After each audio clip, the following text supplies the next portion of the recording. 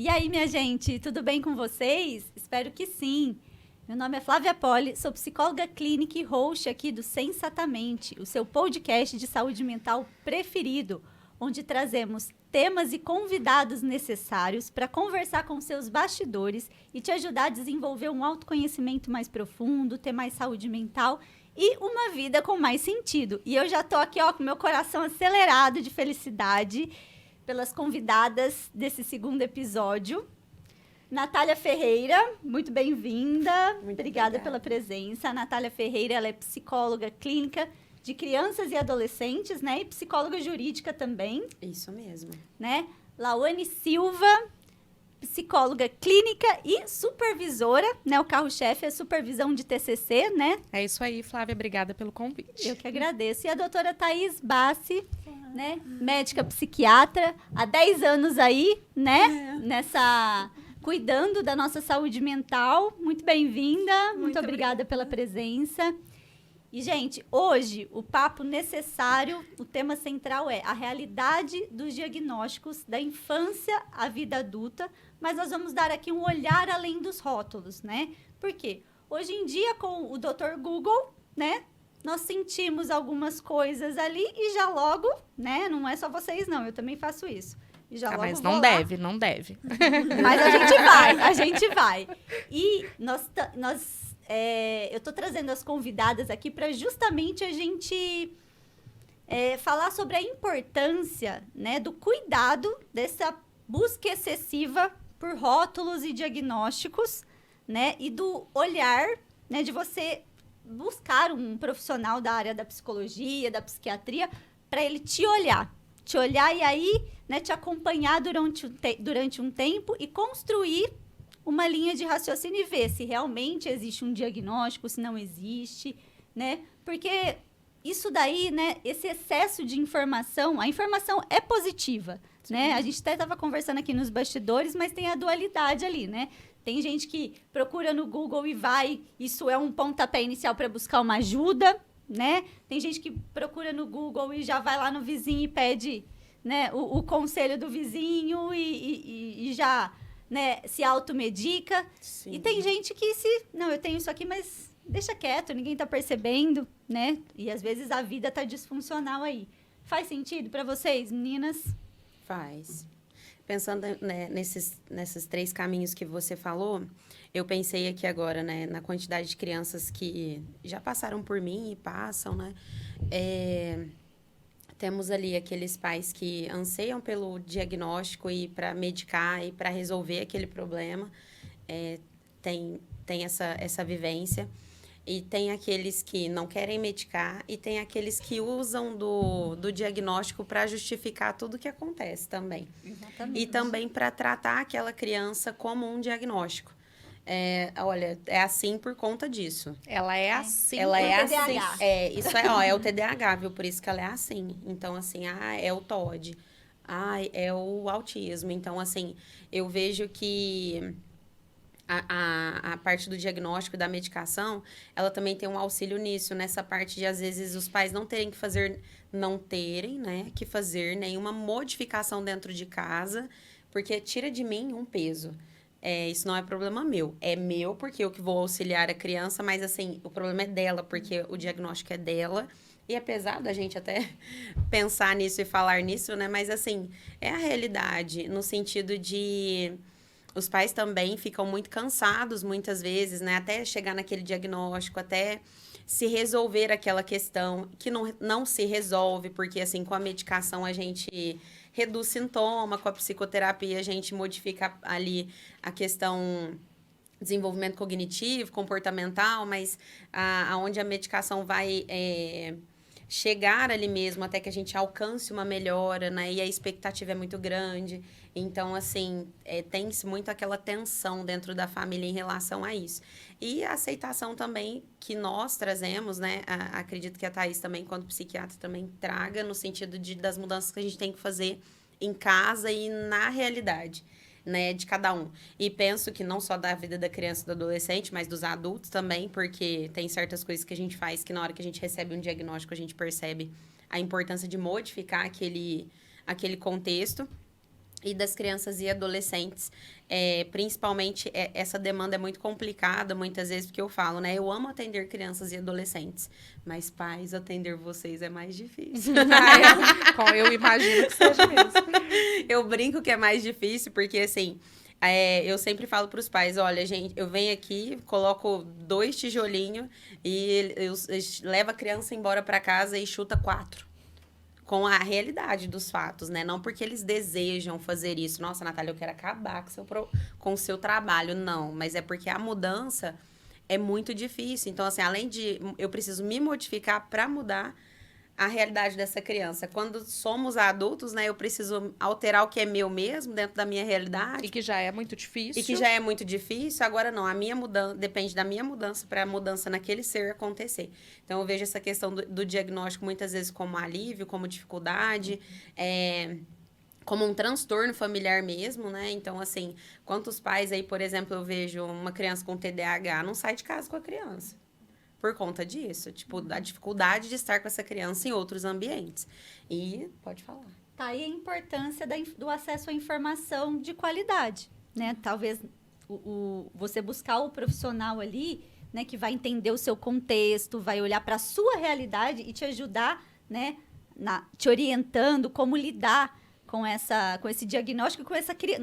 Não é o diagnóstico, é essa criança, às vezes, esse adolescente, esse adulto com o diagnóstico, né?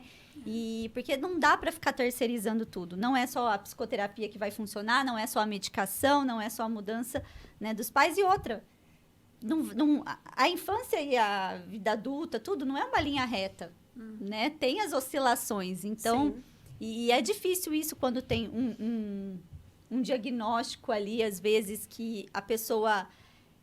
eu trabalhei no serviço social um tempo aqui, né? E era muito difícil pela simplicidade, às vezes, né, das famílias entenderem. E a gente fazia esse papel de ajudá-los na busca dessa informação, a orientação, né? Para você conseguir lidar com aquela criança, né? Teve até um caso muito interessante que o menino tinha TDAH, né? 13 anos, diagnosticado, tudo bonitinho.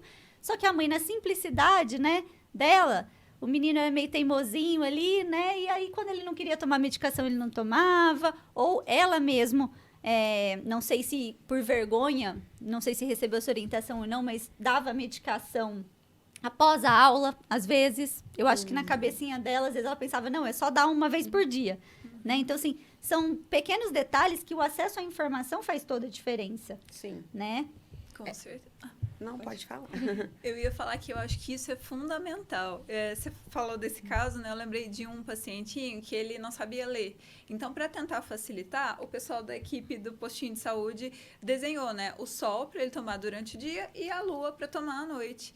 E ele não estava tomando. E aí, a gente perguntando, por que o senhor não está tomando? Ele, porque estava chovendo. Então, assim, estava chovendo, não tinha sol, então... consequentemente, eu não vou tomar. O óbvio precisa ser dito, né? Não, explicado. E eu acho faz que sentido. Assim, lógico que faz. em termos médicos, assim, pessoal, é nos dito, né, que o conhecimento médico dobra a cada 6 meses. Então, eu fico imaginando, quando eu era pequena, por exemplo, a gente fazer um trabalho de escola, a nossa fonte única era, por exemplo, a Barça, eram as enciclopédias. Sim. E hoje, essa enxurrada o tempo todo. Mas eu acho que o ponto mais difícil é justamente esse filtro. Então, assim, dessa tantada de informação, qual a informação que é confiável ou não? Então, acho que esse é um embate bastante complicado e que, às vezes, uma pessoa que é leiga, que não é da área aí, psi, da saúde mental, ela lê, se apropria daquele tema e aí começa a pipocar essa tantada de diagnóstico. Então, por isso que eu acho importante mesmo, assim, buscar ajuda para afunilar, para ver, assim, realmente, disso aí que você leu, o que bate, o que não bate, para a gente chegar num consenso, né? Mas foi o que a gente estava conversando nos bastidores, né? Hoje, a beleza da internet é receber essa quantidade de informações para que o paciente, né, o potencial paciente, ele chegue ao consultório e busque as informações corretas. Mas, infelizmente, não é a única beleza da internet que a gente vê. A gente vê muito o paciente não buscando a ajuda necessária, buscando, né, várias outras possibilidades antes de buscar o profissional adequado para o caso dele, recebendo essa enxurrada de informações e muitas vezes ou se esquivando, né, igual a Nath falou, existem vários caminhos aí. Eu posso utilizar o meu diagnóstico, aquela lista de sintomas que eu encontro no Google como bengala, né, como justificativa, como rótulo, e eu também posso buscar um profissional para, de fato, ter ali as informações necessárias e ir além do ponto, né, porque muitas vezes a pessoa ela busca o diagnóstico, põe um ponto final naquilo e guarda, pronto, eu tenho um TDAH. Né? E dali ela não segue nem para a busca de informações, nem para o tratamento adequado, e ele passa a utilizar aquilo somente como uma justificativa e não como um objetivo de tratamento mesmo. Sim. Vai no médico uma vez, no psicólogo uma vez, não volta mais. É aquilo. É pronto, uma acabou. sessão de autoajuda e já tá ótimo. É isso que eu tenho, esse remédio que eu preciso tomar, né, doutora? Então tá tudo certo, não preciso mais voltar. Sendo a doutora Thaís Bassi postou até um vídeo esses dias que eu achei muito legal falando do diagnóstico express, né? O tanto que o pessoal não tá com paciência, né? De perceber que é um processo. E é um processo que às vezes não vai ter uma resposta final, não vai ter uma linha de chegada, né? Eu acho que, assim, os tempos que a gente vive são outros, realmente, assim. Então, é outro nível de velocidade das informações. E, assim, as pessoas têm pressa e querem tudo, assim, para ontem. E eu falo, né, que quanto mais pressa a gente tem, maior chance da gente errar, na verdade. Diferente, eu acho, também de outras áreas médicas em que as coisas são um pouquinho mais objetivas. Sim. Então, por exemplo, um infarto, você tem alterações que você consegue comprovar. Uma fratura, você faz o raio-x, você consegue ver. No nosso lado, a gente trabalha, assim, com a mente, com as emoções, com o pensamento, com o comportamento. Isso é uma coisa que eu acho que é muito artesanal ainda. Então, não dá pra gente colar só nos critérios diagnósticos do manual do DSM. Então, é fundamental, eu acho, assim, a consulta, essa troca, a conversa, para a gente conseguir avaliar justamente essas nuances. E isso leva tempo, né? Com certeza. Mas eu fico pensando também, né, a quantidade também, pensando no diagnóstico, de pessoas que passam por N médicos, eu já passei por isso, em um caso em específico no consultório, de levar a criança em vários psiquiatras, vários neuros e vários psicólogos, até que seja falado exatamente aquilo que eu desejo escutar. Né? Então, assim, eu fico passando ali por diversos profissionais e que eu, no final, assim, até coloca muito o nosso trabalho em questão, né? Porque, assim, querendo ou não, por mais que vocês, né, a Lau, aqui, todo mundo, veja que há ali um potencial TDAH, mas cada um vai trazer uma visão sobre aquilo, de acordo com o que o pai e a mãe falou, de acordo com o que o adulto falou, e aí a gente fala uma coisa diferente do outro, mas o outro falou isso. Eu falo, então, o outro é o outro, né? Eu sou eu e a gente trabalha de forma diferente. Eu sei que para um diagnóstico, assim, se for aquilo, vai bater ali as ideias, mas muitas questões, assim, de forma de trabalhar, de forma de tratamento, então aquilo altera, né? Então, assim, você vai ali você leva uma criança, igual eu, por exemplo, eu sempre falo para os pais, né? Eu gostaria que a criança não precisasse de tomar medicação. Gostaria, né? O gostar é uma coisa, o vivenciar na prática é outra. Então, vamos passar por um psiquiatra, porque penso que seja necessário nesse exato momento, porque só a psicoterapia, no momento, a gente não consegue estar lidando com isso somente eu e a criança, né? Então, precisa-se de uma medicação. Então, aí vai para um médico, aí o médico chega lá, não precisa. Ah, Natália, mas você falou que precisava. Eu falo, calma, gente. Vamos... Então, assim, entender também, eu penso que dentro desse diagnóstico, né? É um apoio entre a parte psicológica, com a parte médica, com os pais, né? Que eu penso que tá todo mundo ali juntinho, em prol dessa criança, em diversos aspectos. E quando a gente fica só pulando de casa em casa, não, eu sei, né, que alguém aí nessa vida, né, já deve ter passado por médicos que, tipo, falaram uma coisa que você olhou e falou, não é possível. Isso não faz sentido. Eu sei, gente, tanto psicólogo, médico de qualquer área aí, independente, a gente vai e a pessoa olha e você fala... Não sei, achei estranho esse diagnóstico. Então, assim, a gente procura investigar. Mas você passar em 5, 6 profissionais, então, assim, eu penso que acaba dificultando mais o processo e embaralhando cada vez mais a cabeça desses adultos, dessa criança, dependendo da circunstância. E há esse questionamento também muito do nosso profissional, né? Do nosso profissionalismo. Tipo, o quanto você sabe para diagnosticar? E assim, isso eu tô falando de um diagnóstico, mas assim, eu trabalho com crianças e adolescentes, eu não sou mãe. E quantas vezes eu já ouvi dentro do consultório, depois de falar tudo que era necessário. Então, mas você não é mãe, você não entende. Então, assim... Eu não tô falando de maternidade aqui hoje. É. A gente tá falando dos sintomas, das dificuldades que o seu filho está apresentando. Sim. E eu acho que isso tem mudado, né? Com essa questão da tecnologia, né? Da quantidade de conteúdos informativos que a internet tem para nos oferecer hoje. Mas ainda existe a confiança maior num diagnóstico médico, num diagnóstico psiquiátrico, do que no diagnóstico psicológico, quando chega até o nosso consultório. Não sei se a doutora Thaís vive, como que ela vê isso, mas pelo menos para nós, no consultório, aparece essa dificuldade de aceitar o diagnóstico que o psicólogo dá. Então, eu acho que eu vou procurar uma segunda opinião. E a segunda opinião, geralmente, é essa busca não só pelo diagnóstico psiquiátrico, mas principalmente pelo tratamento psiquiátrico. A gente conversou já sobre isso, né? A gente vai encontrar um grupo de pessoas que buscam o tratamento completo, que querem ali o tratamento completo, mas nós temos as pessoas que vão buscar o tratamento mais... que eu preciso trabalhar menos, né? Como a medicação, por exemplo. Então, eu prefiro tomar a medicação do que, de fato, fazer o tratamento psicoterapêutico que vai exigir aí uma mudança, né, da minha parte. Exatamente, um movimento. Um movimento. Eu acho que hoje, querendo ou não, assim, esse modelo hospitalocêntrico, voltado para o médico, assim, o médico como uma autoridade, a hierarquia, ainda existe. Acho que está tendo, assim, algum movimento de mudança, porque eu acho que pensando muito no que você tinha comentado, Natália, são visões complementares mesmo. Então, assim, quando chega um paciente numa primeira avaliação, o que eu estou vendo ali é um recorte dele. Então, assim, é muito pontual para eu já sair batendo martelo e falando que é XYZ. Então, eu acho que a equipe multi, nesse sentido, tem muito a agregar. Então, assim, criança, adolescente, quando chega...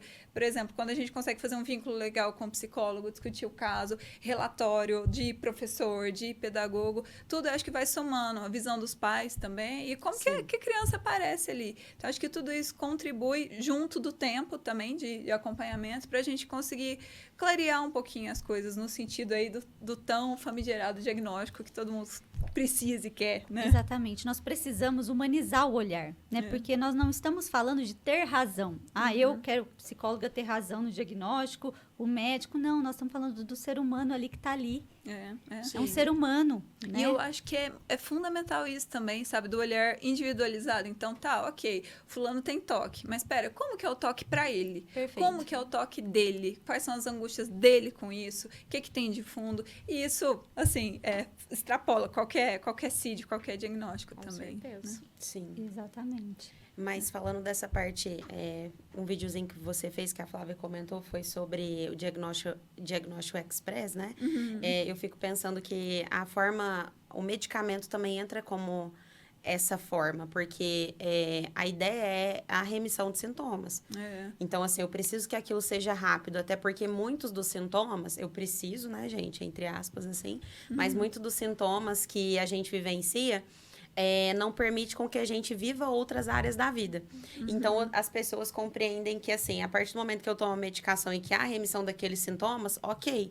Mas o que eu bato muito na tecla, né? Eu tenho ali remissão de sintomas, mas, assim, a minha forma de pensar e agir continua igual.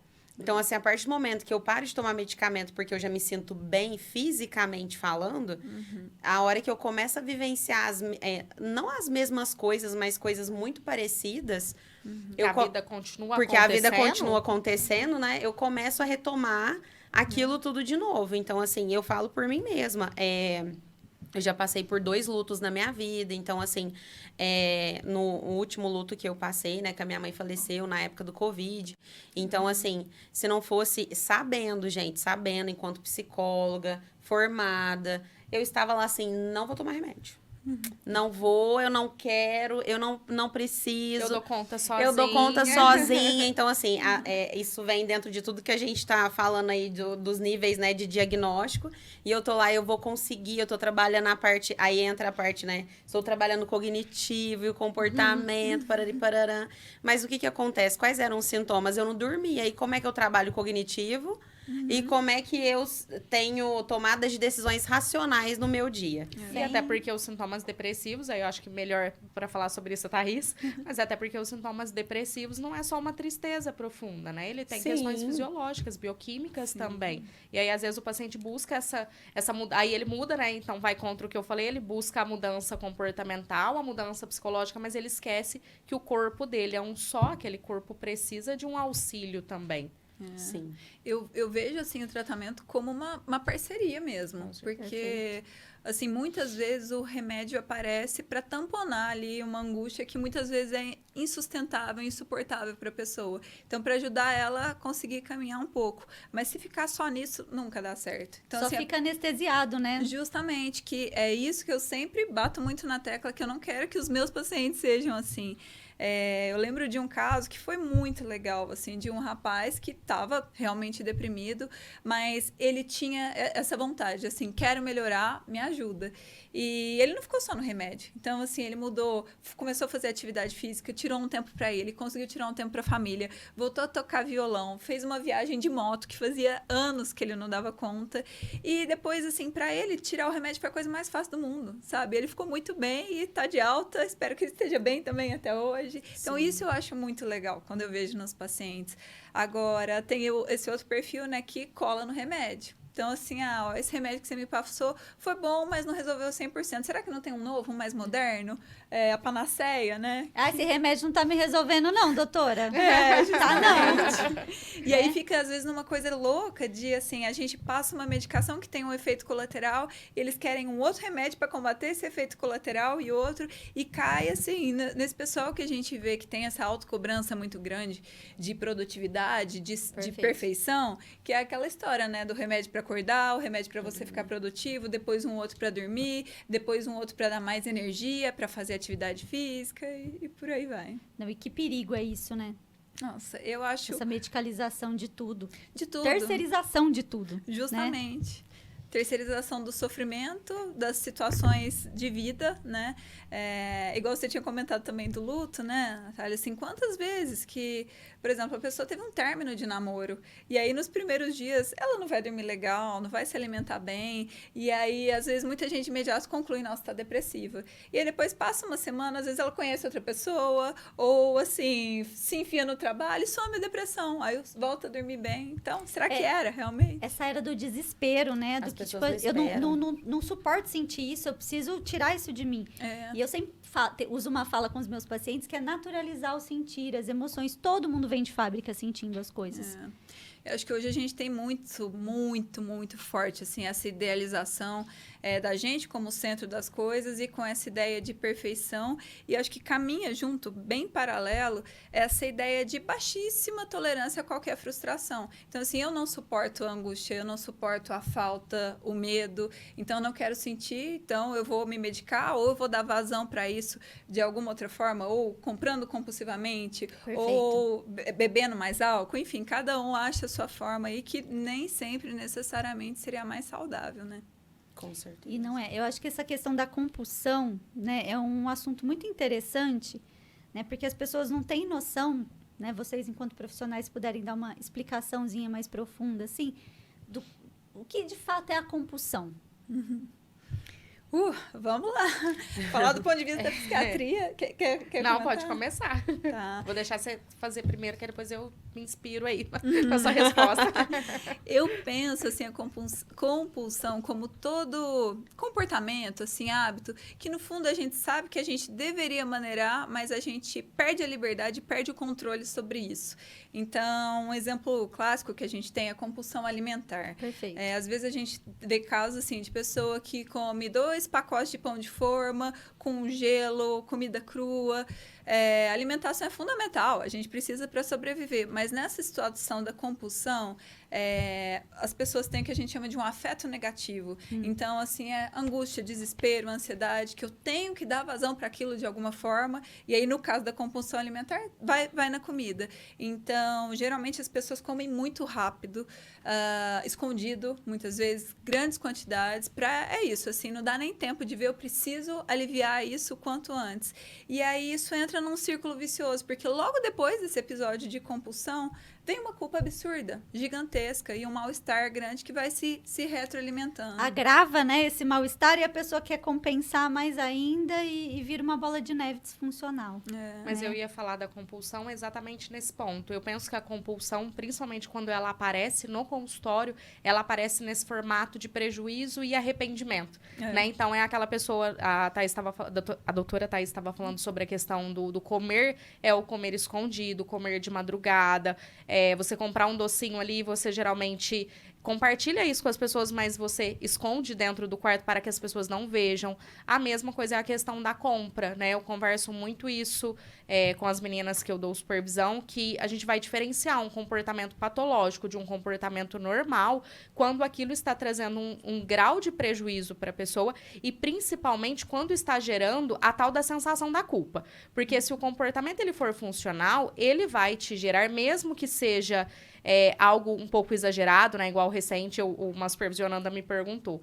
Ela comprou, ela fez uma compra de não sei quantos R$1.000. Eu vou encaixar isso como compulsão, porque ela nunca tinha trazido isso para a sessão e eu fiquei preocupada porque o valor foi muito alto. Falei, não sei, não é o valor, né, que vai fazer com que eu vou determinar esse comportamento como algo errado. Eu preciso avaliar o porquê que ela fez essa compra. Ela fez escondido? Ela fez pensado? Ela comprou coisas que ela de fato estava precisando ou que ela estava se organizando para isso? Como que foi esse comportamento? O contexto, né, Lau? Qual foi o contexto daquilo? Não tem como eu falar, eu vi uma amiga minha comendo 2 lanches lá no Burger King, nossa, fiquei preocupada com ela. Pera, vamos avaliar isso. Às vezes ela só tava com fome, Às vezes ela só tava com fome após uma balada universitária, já aconteceu. Comeria fácil. Inclusive, já aconteceu.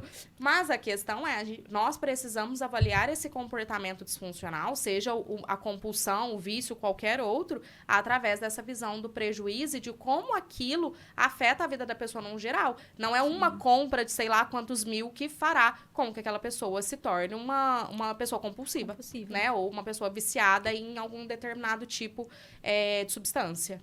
Justamente, fazendo um gancho também, que eu lembrei aqui, das compulsões, quando a gente fala das dependências, que eu acho que vai muito também do que a gente estava comentando, dessa coisa de recompensa, de sensação de prazer, que também no nosso cérebro a gente associa direto, né, com a dopamina.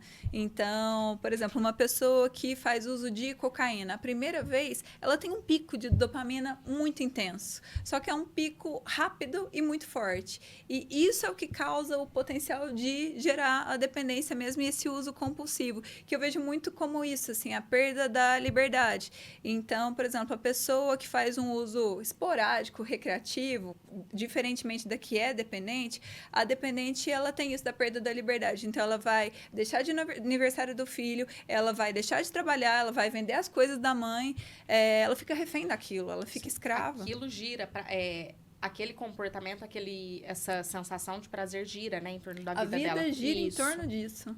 Exatamente. Eu pensei, falando em compulsão, assim, eu pensei num comportamento bem autodestrutivo, porque muitas vezes a gente pensa, não sei se vocês concordam, mas a gente pensa sempre falando aí em pessoas que querem tirar a própria vida, mas a gente pensa na pessoa fazendo algo de forma indireta.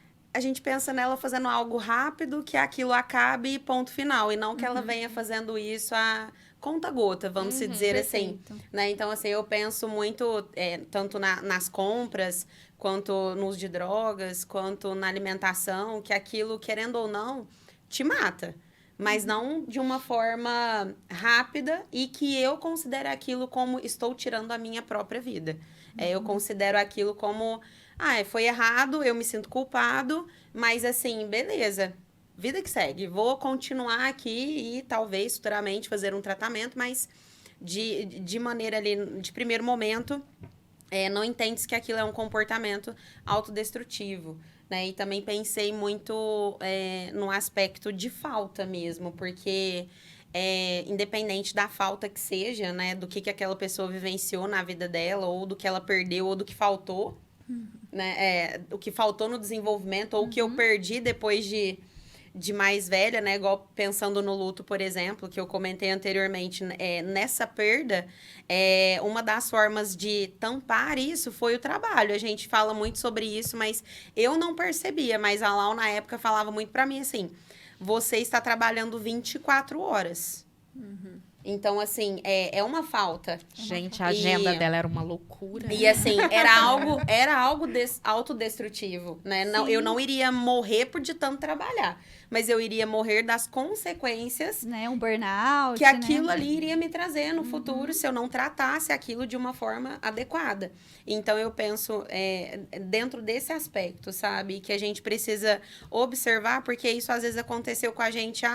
Eu perdi, por exemplo, a minha mãe, eu tinha 28, eu tenho 32, mas tem crianças, né, dentro do meu consultório que perderam com 8, com 10. E que como essa perda hoje vai afetá-la quando ela tiver a minha idade, 32. O que faltou ali, que aí eu vou ou descontar na comida, ou que eu vou tirar da comida, porque aí a gente entra dentro daquela parte, não vou comer também, porque aí a gente entra dentro de uma anorexia, e aí... Esse assunto de compulsão dá outro podcast. Com certeza. Né? Mas fazendo um link de tudo que vocês falaram, né? Aí entra naquela coisa da psicoeducação, talvez desde a infância ali, das emoções, do sentir, de naturalizar. Eu gosto de usar, ao invés da palavra normalizar, no meu consultório, eu uso naturalizar. Sentir ansiedade é natural, né? Sentir tristeza é natural. Você perder alguém e você ficar de mau humor um tempo, ou chorar demais, isso daí faz parte. E que bom, né? Que mostra que você tem sentimentos ali, né? Porque falando em diagnóstico, né? Um diagnóstico gravíssimo, né? Que é a psicopatia, né? Que não é que não tenha sentimento, né? Mas, assim, a forma de lidar ali, né? Meio fria, né? Não sente a culpa. Ai, culpa é uma coisa horrível de sentir. Não, culpa é bom. Porque eu penso, né? Se eu vou desagradar a Thaís, se eu vou desagradar a Lau, né?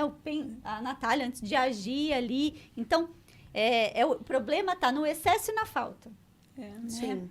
Era isso que eu ia falar. Eu acho que pra gente, assim, aqui, o que vai mudar, né, de cair no patológico e no normal é muito na intensidade. Então, por exemplo, questão de compulsão. Tal comportamento pode ser ok, mas se é muito intenso, muito frequente, traz prejuízo, aí já cai na linha do patológico. E eu ia falar justamente isso, Flávia, da psicoeducação. Já que, assim, do tema central aqui, né, dessa quantidade, assim, de informações, pensando no quanto que a psicoeducação faz diferença na vida dos pacientes. Falando aqui de protocolo, né? A gente tem uma diretriz canadense para tratamento de transtorno bipolar, que em uma das linhas lá que mostra que é fundamental é justamente a psicoeducação. E eu vejo isso, assim, gente, diariamente. Por exemplo, o paciente bipolar, que a gente consegue ter uma troca legal e ele entende o processo que acontece com ele, ele se percebe. Então, por exemplo, eu tô dormindo menos e consegue ter condição de pedir ajuda, ou então que a família tá ali muito ponta firme, dá um suporte bacana e percebe essas nuances, ele evolui muito melhor. Então, assim, por mais que às vezes a gente fica até com certo ranço daquele paciente que lê tudo na internet, quer discutir com você, é muito bom, assim, essa informação para eles conseguirem ter uma condução também da própria vida. O importante é a troca, né? Não é que... Não, é errado, né? Não existe certo e errado ali. Não é errado o paciente se informar.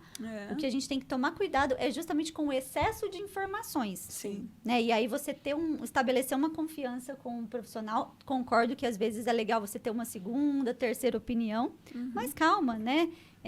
Às vezes é isso aí. Às vezes você foi ali, você tá com uma sintomatologia, né? Tá te tornando, os sintomas estão tornando a sua vida disfuncional ali naquele contexto, naquele momento, mas você não tem nenhum diagnóstico. Sim. Então vamos lidar com isso. A falta de diagnóstico também. Sim. Né? E a psicoeducação deveria ser, assim, eu acho que desde da pré-escola ali. Assim, com né? certeza.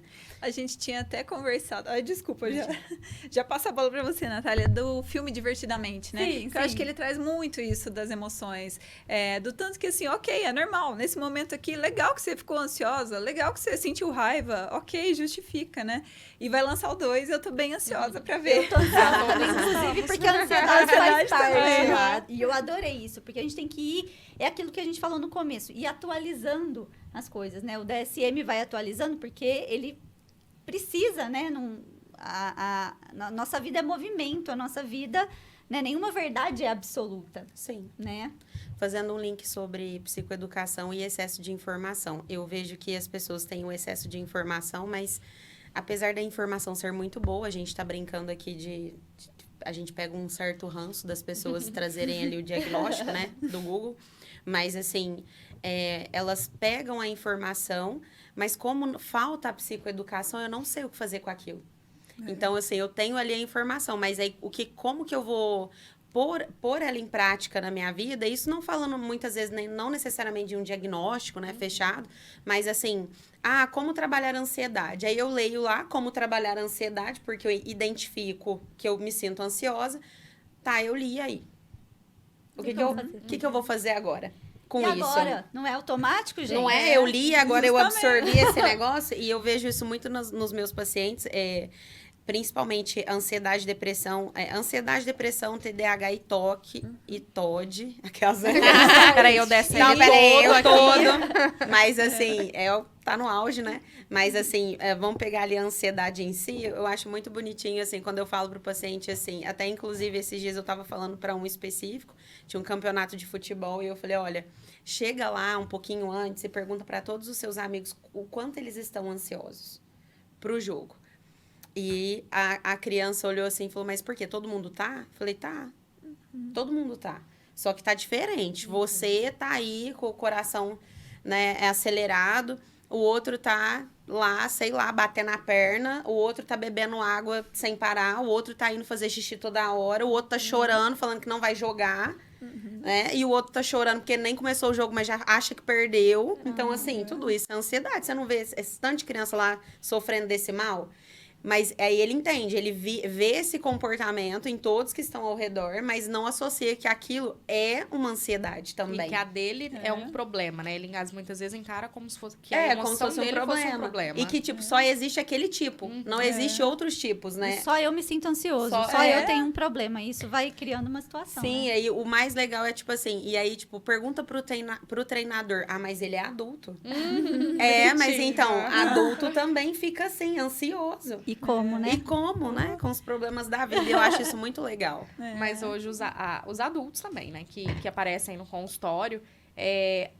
Acho que a Thaís falou, a Flávia falou no início, né? Não é necessário dizer o óbvio. E essa busca pela tal da vida perfeita, não cabem emoções. Né? Não cabe o cansaço, não cabe a ansiedade, não cabe a tristeza, não cabe absolutamente nada. Então, quando os pacientes chegam no nosso consultório, né, o profissional, o psicólogo, ele tem essa função de ensinar o paciente a entender as suas emoções, de entender que aquela emoção faz parte do contexto da vida e não necessariamente de um diagnóstico. Porque a maioria tá lá, igual a Thais citou.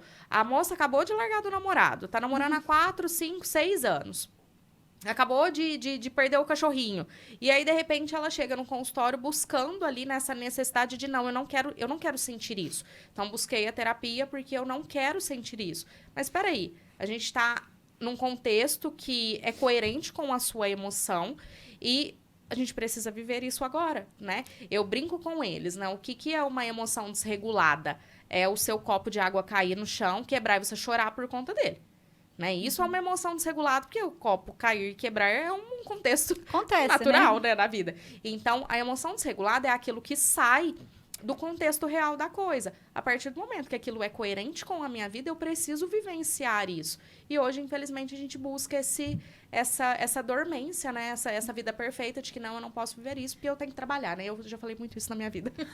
Eu fazer um adendo, eu acho que você falou, né, que hoje não cabem muitas emoções. Eu acho que não cabem muitas emoções negativas, né? A tal Então das todo emoções mundo negativas. tem que estar sempre no superlativo, felicíssimo, magérrimo, chiquérrimo, e não tem essa tolerância para as flutuações. E acho que entra muito isso da singularidade mesmo de cada um disso, do contexto. Igual vocês estavam comentando, né, de procurar no Google de tratamentos aí, sei lá, para depressão. Se você for seguir tudo que aparece, você vai tomar um chá, você vai no Pai de Santo, você vai fazer uma cirurgia no seu cérebro, você vai tomar 20 remédios diferentes. Pera lá, sabe? O que encaixa para você, o que dá certo, o que faz sentido, né? Com certeza.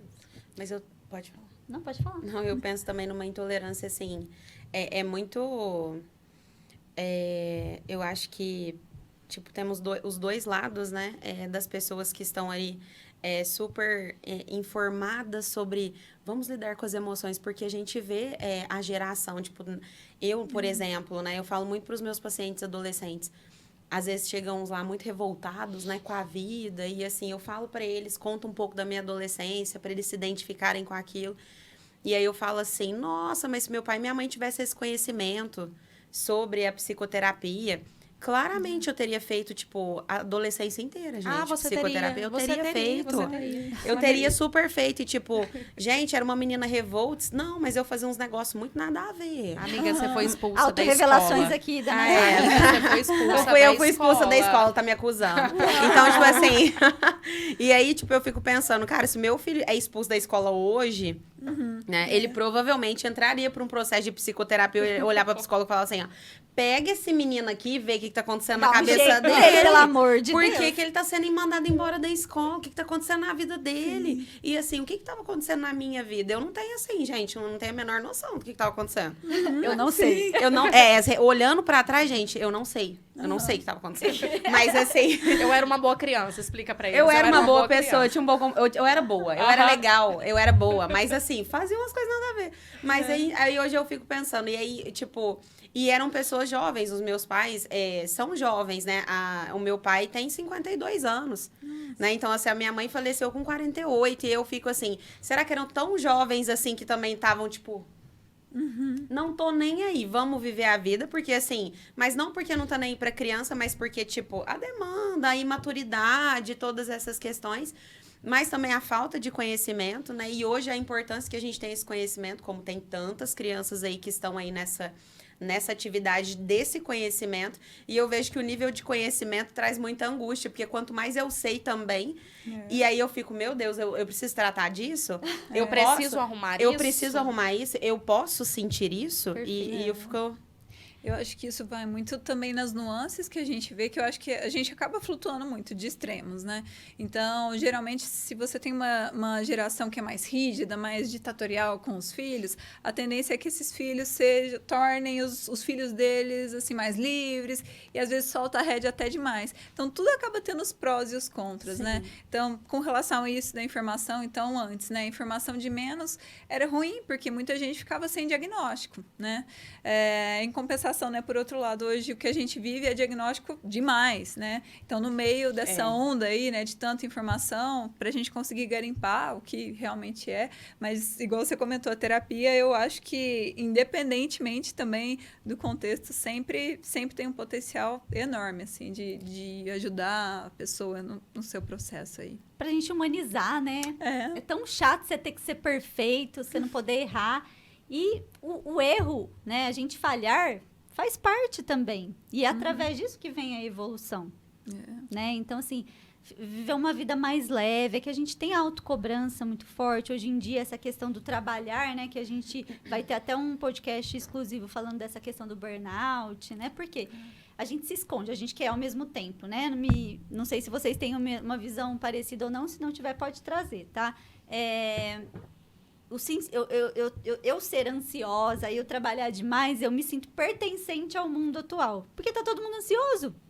Tá todo mundo trabalhando demais. Se eu tenho um momento, que nem quando eu saí da CLT e fiquei só na clínica, eu tive a oportunidade, por exemplo, de trabalhar com mais qualidade, no sentido assim, antes eu trabalhava 8h48 no hospital, depois eu trabalhei 6 na assistência, né? E ainda ia para a clínica, né? Então, assim, a gente liga, né, a quantidade de horas trabalhadas que eu sou produtiva ou não. Sim. E hoje a gente está percebendo que não é assim, né? Ainda bem. E eu acho que, assim, ainda tem até uma certa satisfação das pessoas de, assim, sempre reclamarem que, assim, tô esgotada, nossa, eu trabalhei tantas horas hoje, mas a gente entra nessa lógica, entra nessa piração e a gente não dá conta, não adianta. É importante ressaltar, né, que a realidade de cada um, o contexto de cada um, tem gente que precisa trabalhar muitas horas, acordar 5 horas da manhã. Não tem outra opção. Não tem outra opção, tá? A gente não tá falando desse contexto, mas, assim,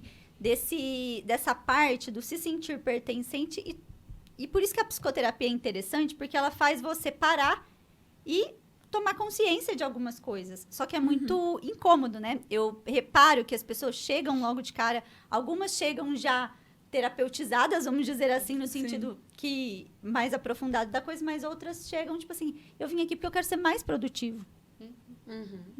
Como que eu faço? Eu penso que o nível de conhecimento que a gente tem também não abre brecha, né, entre aspas, aí, para que a gente fale, sabe? Porque, assim, você conhece tanta coisa, você sabe de tanta coisa, como que você não dá conta de realizar tudo isso ou de realizar aquilo de acordo com tantos profissionais aqui estão te falando como fazer? Se eu estou te falando como fazer, como é que você não consegue? E aí, às vezes, o que eu falo muito para os pais, assim, da gente fazer uma desintoxicação dessa quantidade de informação, porque não necessariamente de um diagnóstico, porque isso cabe a nós, mas para fazeres do dia e para o desenvolvimento, para o melhor desenvolvimento do nosso desenvolvimento e do desenvolvimento da nossa família, o que eu sei sobre isso também?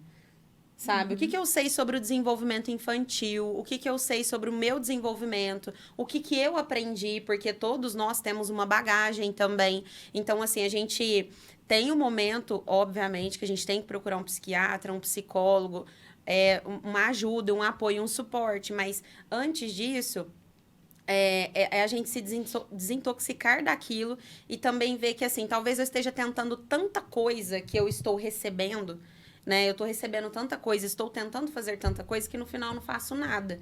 E aí vem, sou improdutivo, ou não dou conta de cumprir aquilo com que a psicóloga de adulto falou, e a psicóloga da maternidade, e aí vai. E assim, a pessoa fica descompensada.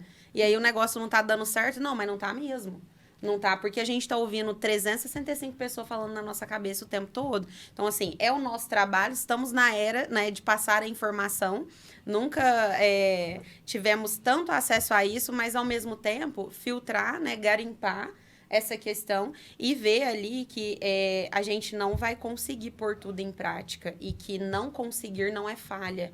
Né? Eu não preciso procurar um psiquiatra porque eu falei que quero ser mais produtivo, porque eu não consegui alcançar tudo que todo mundo tá me falando. Pegar mais leve, né? Eu acho que entra um pouco na falta de autoconhecimento. Por mais clichê que isso pareça, falta um pouco de se desligar mesmo, de filtrar, de saber para onde olhar, né? Então, eu vou seguir a influencer tal, que fala sobre maternidade, mas eu também vou seguir a Natália, que é psicóloga profissional, também fala sobre isso, aí eu vou seguir a outra psiquiatra, que também fala isso, e aí eu não dou conta de juntar todas essas informações. E falta o olhar para si mesmo, de você conseguir olhar para a sua realidade e entender o que é que, de fato, eu quero para minha rotina, o que eu quero conciliar do que a Natália está me oferecendo, do que a Flávia está me oferecendo e do que a Thaís está me oferecendo. Então, hoje, com esse excesso de informações, a gente se perde nessa parte de execução e da falta de credibilidade na minha própria produtividade, porque eu quero fazer tudo que todo mundo está dizendo. E, às vezes, eu até estou fazendo bem algumas coisas, mas eu me perdi ali na falta de olhar para mim mesma. Exato. Eu falo muito para as meninas da supervisão, que elas tentam, né, a gente está falando aqui, né, a supervisão é um processo de treinamento de outros psicólogos, e elas buscam, às vezes, lá, eu estou tentando aplicar tal técnica e não estou conseguindo. Falei, não, mas peraí, vamos respirar um pouco primeiro, depois a gente vê o que está dando errado. Porque, às vezes, você está ali, está lendo 10 livros ao mesmo tempo, aí você está seguindo 10 profissionais te ensinando a mesma coisa. Só que cada uma com o seu jeitão. Eu falo que uma das primeiras coisas que eu e a Nath aprendeu na nossa formação foi: aprenda a aplicar a técnica do seu jeito, do seu jeitão, né? Não que a gente vai mudar o que está escrito nos livros, mas saber fazer aquilo do seu jeito. E a mesma coisa vale para as coisas da vida também. Então, eu tô usando tal lista de tarefas que tal pessoa ensinou. Então, mas essa lista de tarefas funciona para você?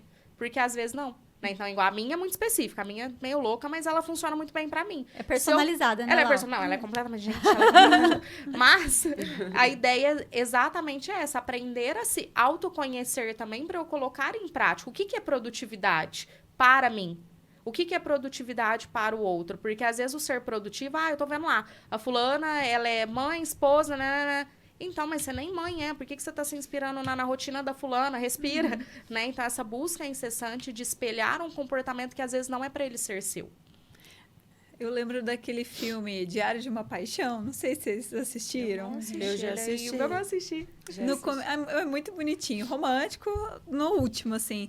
E ele começa, um senhor falando, meu nome é tal, tal, tal, logo meu nome vai ser esquecido, não tem nenhum monumento dedicado para mim, mas uma coisa que eu fiz foi, assim, amar alguém com todo o meu coração, e aí começa a história. Então, acho que é muito também de cada um. Então, assim, para você, o que é importante? Você quer ter seu nome estampado em não sei que lugar? Tá, é uma escolha, mas não necessariamente. Dá para você levar uma vida tranquila e com sentido e com satisfação, com bons momentos, sem necessariamente entrar nessa pilha, assim, nessa lógica, né, da felicidade, do sucesso a todo custo.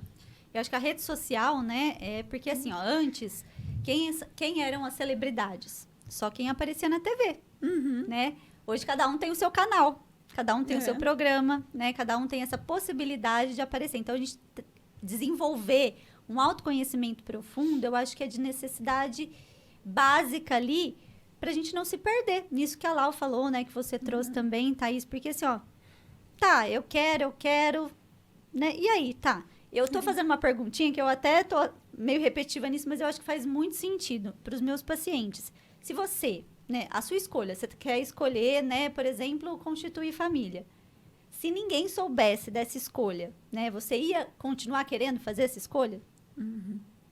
É só porque você quer mesmo, porque é importante para você e você, né? Porque às vezes a gente vai atrás da satisfação social, né? Da validação, na verdade, social. Do pertencer ao grupo, Do né? pertencer ao grupo. Isso foi escancarado na era da rede social.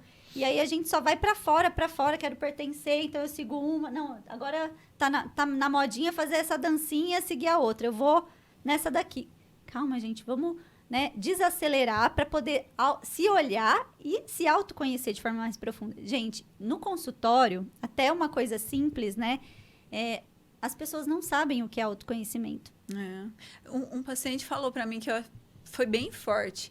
Ele era desses workaholics, assim, sabe? Sentia mega culpado de descansar num domingo, que era o dia que ele usava, assim, para recarregar as baterias e play na segunda de novo.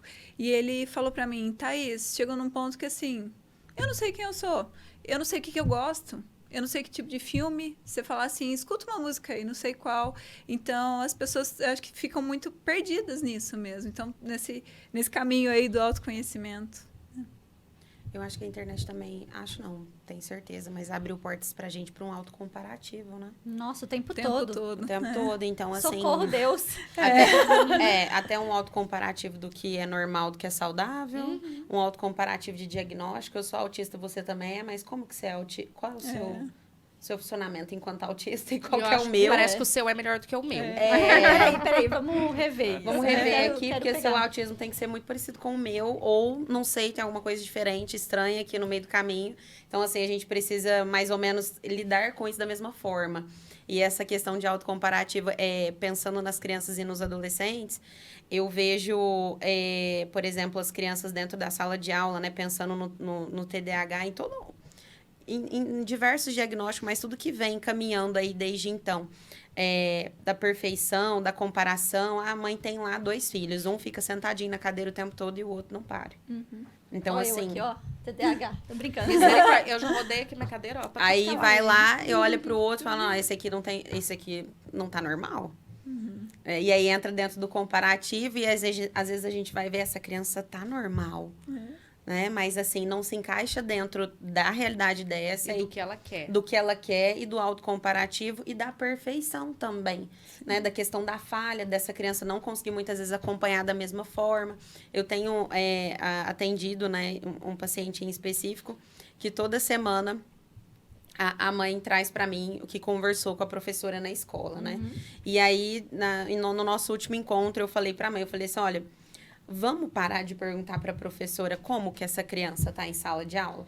Porque, assim, a gente fica com um acúmulo de informações e de coisas que, para mim, no meu ponto de vista, são normais. Só que não é normal para você, professora, que tem 35 alunos dentro da sala de aula. Que é mais fácil lidar com todo mundo quietinho, né? É um Lógico. sonho, eu acho. Eu né? acho que é um sonho. Até falando no próprio TDAH, se a gente for ver, né, tem o componente da desatenção e da hiperatividade. Geralmente as meninas são mais desatentas e os meninos mais hiperativos. Quem recebe mais diagnóstico? Menino, porque é o que dá trabalho, porque não para quieta. A menina tá lá no mundo da lua, só tirando nota baixa, pega a recuperação e às vezes demora Demora de a diagnosticar. Então, assim, a ideia é tirar a visão disso, do procurar a perfeição, porque também tem muitas vezes, assim, que eu penso, que eu falo para os pais, gente, isso não é um diagnóstico, isso aqui é aspecto da personalidade dessa criança, ela é assim, né? Mas porque fala demais. Eu falei, Mas misericórdia. é uma característica dela. É uma característica dela, né? É uma característica de... porque ela chega no lugar e ela chama a atenção de todo mundo. Aí a pessoa vai falando, eu fico assim, eu acho que eu tenho um problema. Porque... Eu acho que o senhor tá falando comigo. Eu acho que o senhor tá falando de mim, que chega no lugar, que chama atenção, que não para quieta, que conversa, que fala. Eu sou essa pessoa. Eu sou essa pessoa. E assim, não me deram um Será que eu diagnóstico. tenho alguma coisa? E olha, eu já fui no psiquiatra e ele não me diagnosticou com nada. Então, assim, é preocupante que a gente meio que tira aqui, a gente meio que tira da criança o que ela é. Pra jogar ela, né, pra um diagnóstico. Em caixinhas, né? Pra enquadrar ela em alguma coisa. Não pode ser simplesmente um aspecto da personalidade. Tem que ser um problema. Exato. Porque aí eu dou um remédio e aí eu consigo cessar. Exato. Ah. Ô, Nath, só, desculpa te Não, cortar, pode doutora, falar. assim, só fazendo um vínculo, assim, pra gente não perder o gancho. Aí, a gente falou do autoconhecimento, né, que é a busca da gente se conhecer, que normalmente isso vai ser mais evidente quando a gente já é adulto, mas e na infância, assim, quando a gente vai ser pai e mãe, a importância do pai e da mãe parar pra olhar pro seu filho. Nossa, Quem total, ele é, quem é essa criança, né? Eu sempre, até essa semana eu tava conversando com uma adolescente, e aí eu falei uma coisa pra ela, que ela falou assim, você falou isso pra minha mãe?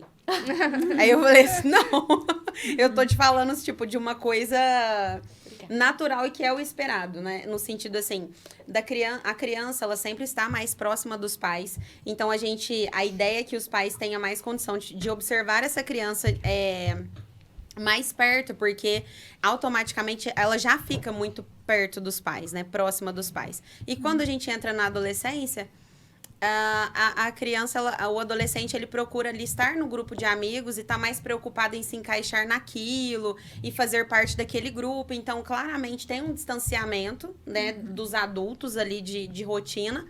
E eu falo muito para os pais, eu falo, olha, nesse momento de distanciamento, a gente não olha para aquilo e fala assim, é normal da adolescência, vamos permitir. A gente permite. Só que eu permito trazendo esse adolescente com todos os outros adolescentes para perto de mim.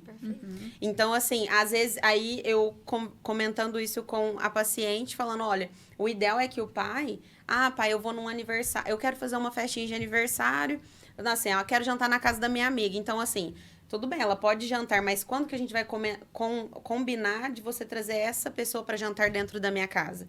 Porque, assim, é através dessa dinâmica que você vai estar observando como é o comportamento do seu filho, qual é a personalidade dele, quais são os valores, estando junto com outra pessoa.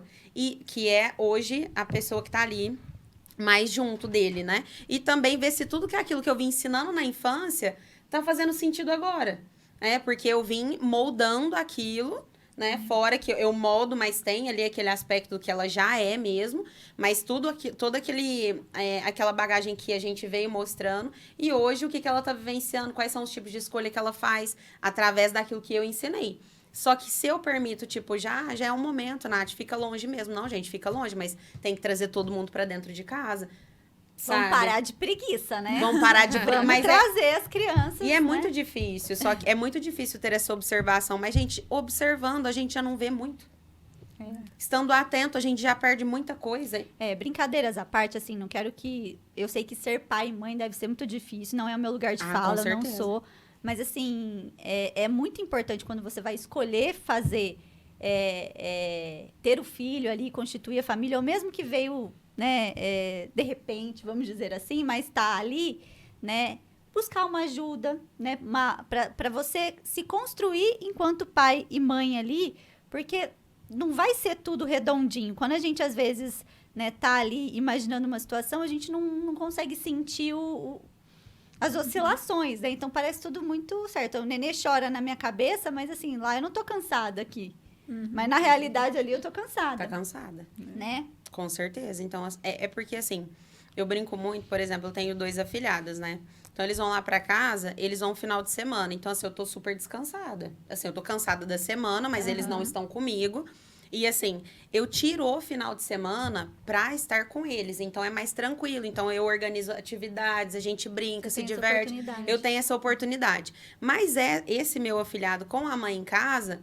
É ele num dia de aula, ela fazendo janta, lavando o banheiro, limpando a casa, junto com esse pai ali também na dinâmica. Então, assim, é diferente. Então, o tempo que eu tenho, e aí o pouco tempo que eu tenho, às vezes eu consigo observar até mais, porque eu fiquei ali o tempo todo olhando na cara da criança, porque eu não tinha nada pra fazer, né? Porque eu tirei o tempo pra ficar com ela. Mas a mãe não, ela tá ali olhando pra ela, mais olhando a panela. O pai tá ali olhando pra ela, mais trabalhando em casa. Preocupado com outra coisa. Limpando o chão, fazendo qualquer outra coisa também junto com essa mãe. Então, assim, é muito mais difícil, mas não é impossível. Só que é a dinâmica familiar. Eu ainda brinco muito com eles. Eu falo muito isso, né? Eu falo, é muito bom estar com eles, mas na hora que eu devolvo é a melhor hora, porque eu já não é meu, né? Eu não tenho que preocupar ainda. Mas, assim, brincadeiras à parte, eu consigo ter essa noção. Até esses tempos para trás, eles ficaram comigo e eu levei eles no poli. E aí eu tive um minutinho assim, separado com cada um deles, né? E aí a minha afilhada sentou para sentar comigo, para conversar. Ela tem 9 anos, eu achei muito bonitinho. Madrinha, quais são as coisas que você mais atende no seu consultório, assim? Aí eu fui, né? 9 anos, gente. Aí eu fui contando. Aí eu falei da ansiedade. Ela, então, eu acho que eu tô com isso, viu? E aí a gente começou a conversar sobre o porquê que ela achava que isso estava existindo na vida dela. E fazia total sentido. E aí eu fui e conversei com ela. E depois eu entrei em contato com a mãe dela e falei, tá acontecendo isso. Dá uma olhadinha, dá um suportezinho, conversa mais sobre isso. Ela, não, a gente tá observando. Então, assim, talvez eu não entrei em detalhes no sentido se a mãe já tinha percebido, mas provavelmente. Só que, assim, às vezes ela não teve a conversa que ela teve comigo, com a mãe. Mas por causa da rotina mesmo. Por causa da rotina e porque eu estava ali parada pra ela. É uma realidade É uma realidade diferente. Então, assim, estamos disponíveis, mas nem sempre... né, naquele momento. E aquele momento foi o exato para que ela se sentisse confortável para fazer aquilo. Então, é diferente dentro da dinâmica. E aí os pais têm que procurar esses momentos, que é difícil, mas precisa existir. Por isso que é o perigo dos rótulos. O adolescente se afasta mesmo. Criança é assim mesmo. Não, nós temos que parar, né, de olhar só pro senso comum, porque a gente fala de rótulo, né, parece uma coisa meio... nada a ver, mas assim, é o senso comum, né? Que nem a rebeldia do adolescente, ela é natural. Ela é o senso comum. Né? Mas ela é um natural no sentido, ela é o senso comum, mas ela é um natural no sentido assim, faz parte do... É o esperado, é o esperado, né? Isso, e tem uma explicação, não tem, Nath? Não, sim, tem uma explicação, mas até pensando em rótulo, eu lembrei que agora tem um livro, né, que chama A Geração do Quarto. E, assim, tem essa dinâmica do tipo, todo adolescente fica dentro do quarto. Aí eu ouço muito dos pais lá, assim, olha, é normal, né? Só fica dentro do quarto. Eu falo, não é normal. Não é normal. Não é normal, assim. Não adianta você falar pra mim que esse negócio é normal, porque não entra na minha cabeça de ser normal. O menino tá dentro do quarto, eu vou lá e vou tirar o menino de dentro do quarto. Lógico, gente, o menino tem seu momento. Eu amo ficar dentro do meu quarto. Quem é que não gosta aqui? Né? De chegar, às vezes, em casa, tá lá cansado, vai lá e deita um pouquinho, né? Fica dentro do seu quarto, quietinho e tudo mais. Mas, assim, a quantidade de horas que um adolescente passa dentro do quarto hoje em dia, distante da família, distante de adquirir conhecimento, valores, de poder conversar, desabafar, perguntar assim, como foi seu dia? Desenvolver habilidades socioemocionais, né? De lidar com o outro. Isso tira, inclusive, essa oportunidade de observação. Então, E- como que eu vou observar uma característica, se é dele ou não, se ele está escondido dentro do Dentro quarto do ou se ele está jogado na sala no celular? Sim. Então, eu não consigo observar de fato ali o que aquela criança me apresenta, aquele adolescente apresenta como uma característica da personalidade dele, né? Então, às vezes a gente ouve, né? Eu escuto de mãe, no consultório. Mas eu acho ele muito tímido, né? Ele não consegue interagir com as outras crianças. Então, mas ele tá com o celular na mão, né? Porque às vezes é muito mais legal ficar no telefone. Eu também, quando eu tô no social, eu prefiro ficar... De vez em Aliás, eu quando. prefiro não estar no social, mas quando eu estou, eu prefiro ficar escondida no telefone. Aí- Isso pro adolescente é muito mais cômodo, muito mais conveniente. Sim. E quando eu falo de entrar no senso comum, é que a gente usa essa justificativa.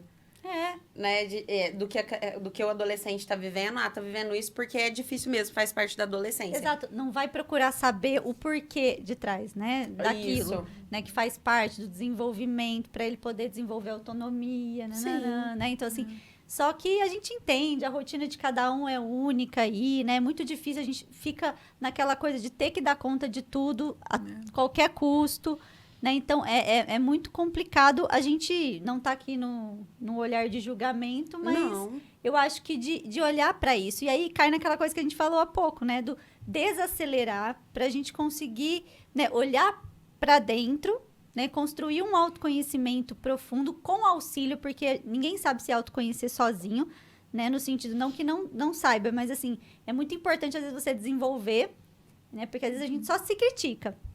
Né? E o nível mínimo de autoexigência e autocrítica precisa existir para a gente discernir, né? Que nem a gente estava falando, né? Há pouco também, né? Precisa naturalizar tudo que coexiste ali, né? Do sentir. Mas, ao mesmo tempo, a gente tem que se permitir ser mais leve no sentido de nem tudo precisa ter uma resposta, né?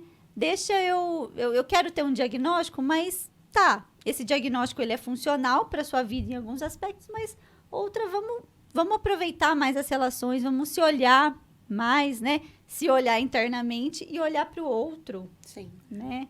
Porque senão a vida fica o tempo todo, eu fico com essa impressão, às vezes, o tempo todo eu tô tentando ter uma resposta de tudo. Mas se eu tô fazendo desse jeito, será que eu tô fazendo certo? Né? Isso deixa a vida...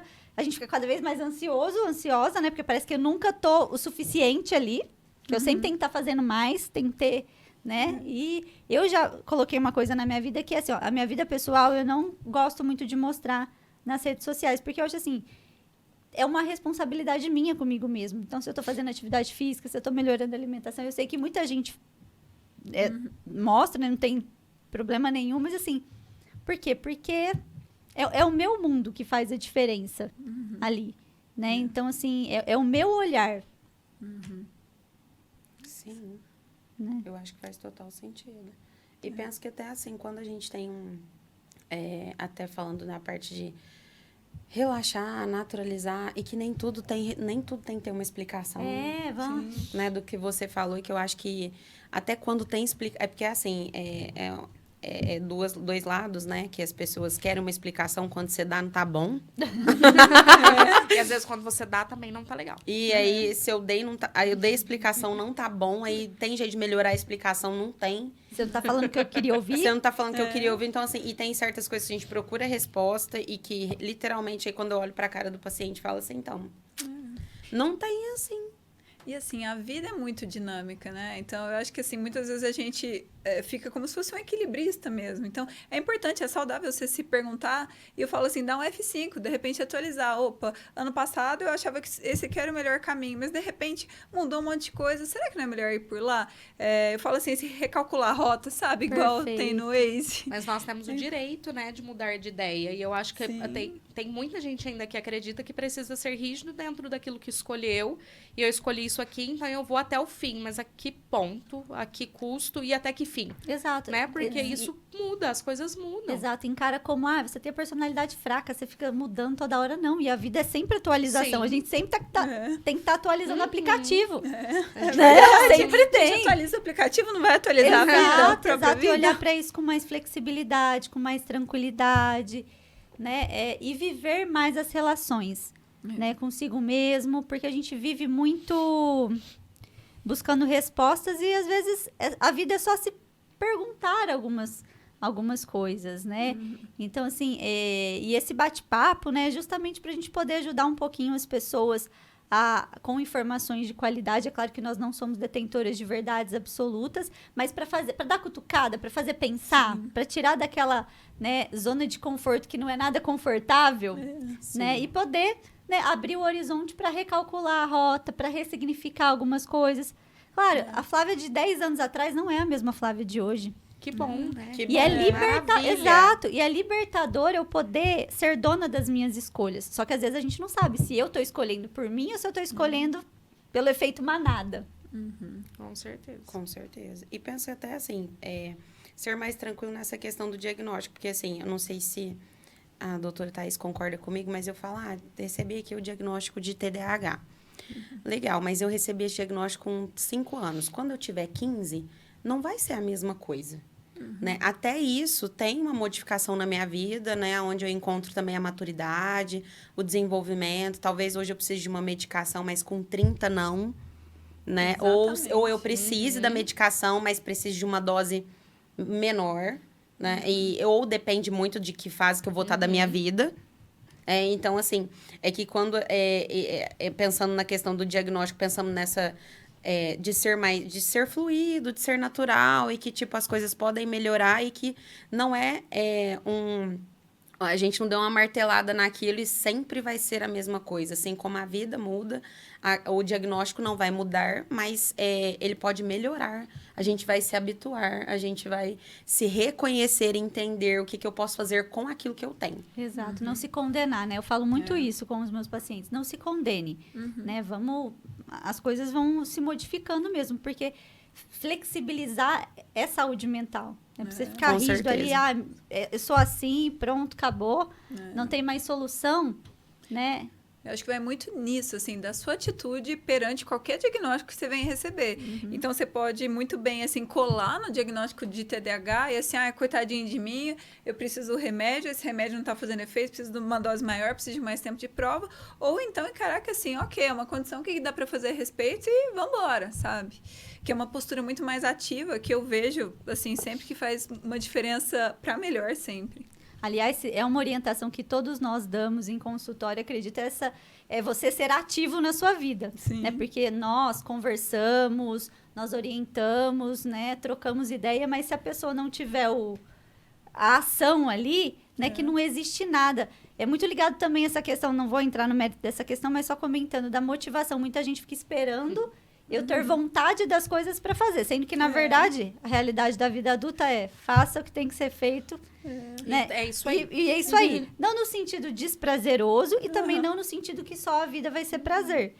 Igual a gente estava comentando aquele dia do Drauzio Varela, que ele falou assim, ele é maratonista, assim, né? E ele falou, eu acordo com uma super vontade de correr e disposto. Na maioria das vezes não, mas eu vou lá e faço. Depois saio feliz, gosto. Então, acho que é isso. Mas essa questão da mudança, né, vale para o diagnóstico, vale para as dificuldades emocionais, vale para as dificuldades dentro das nossas relações, que é entendermos também que a mudança, ela não faz parte só da psicoeducação, né, de aprender sobre aquele tipo de mudança. Eu falo muito isso para os pacientes, que a mudança, ela exige esse processo ativo. Né, não adianta eu aprender vou usar o exemplo da lista de tarefas, né? Não adianta eu aprender a fazer uma bela lista de tarefas ou saber muito sobre uma dieta se eu não estou disposto a colocar aquilo em ação. Então, a mudança, eu brinco com os pacientes na primeira sessão, de que eu tô ali para fazer muito pouco. Eu tenho 50 minutos com eles na sessão. Eles têm todo o resto da semana para trabalhar, para produzir em cima da mudança deles. Se eu fizer o meu serviço minimamente dentro do que é o esperado, e eles fizerem uma pequena porcentagem, eu já garanto que vai mudar alguma coisa. Né? Porque a parte deles é muito maior do que a minha. Eu estou ali para prescrever, né? Prescrever mudança, modificar comportamentos, mostrar outras possibilidades. Bom, todos nós aqui, né? Porque a Thaís também pode passar uma receita e o paciente, de maneira não ativa, não tomar aquela medicação. Então, o mesmo vale para qualquer mudança na nossa vida. Eu preciso me dispor a fazer o que eu estou aprendendo a fazer. Aprender só vai virar lixo cognitivo, né? Só vai virar aquela obesidade intelectual. Eu só vou consumir e não faço nada com aquilo. Por isso cai naquilo, né, do autoconhecimento, para você ver o que faz sentido para você. Porque o que faz sentido para a Nath, às vezes, não é a mesma coisa que faz sentido para mim, né? Então, assim, buscar o autoconhecimento, um processo de psicoterapia, os profissionais, né, adequados para eles te olharem para você, para o seu contexto, para a sua história, é de fundamental importância, né? E isso acaba sendo esse olhar além dos rótulos, né? Então, surgiu a dúvida ali, não tem problema nenhum buscar informação é bom, mas ao mesmo tempo pondere, né? Não a gente entra no desespero, nossa, eu tenho isso e pronto, acabou. Desacelera, busca uma ajuda, né? Eu não gostei do que o médico me falou, calma, né? Busca uma segunda opinião, né? Mas se você só ficar atrás do que você quer ouvir, também a gente não evolui. Né? Então, assim, acho que é de fundamental importância aí toda essa reflexão que a gente fez. Né? E se deixar, a gente fica aqui mais umas 3 horas, né? Falando que um assunto vai puxando o outro. Né? Mas é muito importante, né? Eu acho que o recado, né? Se alguém quiser dar um recadinho final também, tá? Aqui não tem protocolo nem script, tá? Mas eu acho que a importância da gente estimular o autoconhecimento profundo. O se olhar com carinho, principalmente, com respeito, né, com um nível mínimo de autoexigência, né, de autocrítica, porque às vezes, né, que nem a gente estava falando até no outro podcast, o tóxico sou eu, né, então tenho que ter esse olhar, né, mas ao mesmo tempo viver o momento presente, né, porque é no presente que a gente consegue a mudança, e mudança de novela não existe, né. Faz sentido para vocês? Total. Eu penso que o recado está dado, gente. E para finalizar, né, vou agradecer em grande estilo, porque como a minha linguagem do amor é dar presentes, então... E a gente gosta de presentes. Eu gosto. A minha linguagem do amor é receber presentes. Fica claro. Eu gosto só de ganhar, não gosto de dar presente para ninguém. Eu não vou chamar de lembrancinha, porque, essa parceria aqui, ela foi... Não posso falar palavrão aqui, mas... Porque essa e aí essência... você avisa só no final, que não pode falar palavrão. Não, Ai, meu Deus, Será que eu falei? Dá uma revisada aí, né? Qualquer coisa a gente faz o pi. A Bela Aroma Essências, né? Ela fica localizada no centro de Franca e em parceria com o Sensatamente, ela vai presentear cada convidado meu aqui com uma essência do Sensatamente, que é lavanda com limão siciliano, que ajuda, né, na ansiedade, na regulação do humor, né? Tudo muito terapêutico bacana. Aqui, tá? Presenteá-las. Obrigada. Eu que agradeço. Olha, eu sendo eu, vou passar para você, ó. Não, mas muitíssimo eu já bati no microfone obrigada. várias vezes. Né, várias muito vezes. obrigada, Ai, que lindeza. Linda. Linda. A gente pode abrir já? Por favor, né? Nossa senhora, ganhar presente não abre é falta de educação. É falta de educação, né? Nossa, Inclusive, que esse laço cheirinho bonito. que vocês estão sentindo aqui, ó, vocês vão Muito levar bom, pra que casa. Delícia. Foi especialmente feito com muito carinho pro Sensatamente. Acho chique. Eu também negócio. acho chique. Pra ansiedade. Tem Delícia. lavanda, né, que ajuda na questão da ansiedade, e o limão siciliano, Aí que a ajuda na gente... regulação. Não é pra beber, não. Apesar de parecer, porque é um vidro tão bonito, né? Lindo. Que lindo. Delícia. Bom, gostaria de agradecer mais uma vez a presença de vocês. Foi muito bom esse bate-papo. Foi só o primeiro, foi só o começo, né? Porque, né, vamos trazê-las novamente.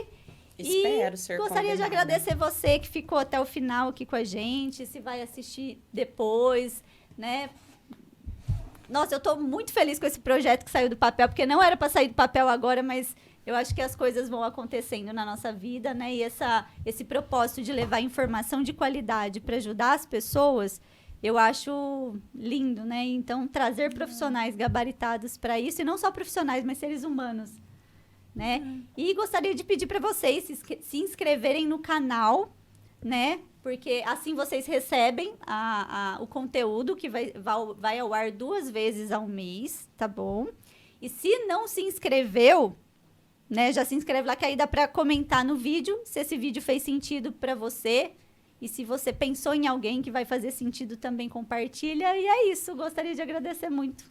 Flávia, Obrigada. muito obrigada pelo convite, pelo presente também. Com certeza nós estaremos aqui novamente. Vamos falar sobre vários temas necessários. Vamos sim. Muito obrigada pelo convite. Que viu? agradeço. Até Muito mais, obrigada. gente. Até.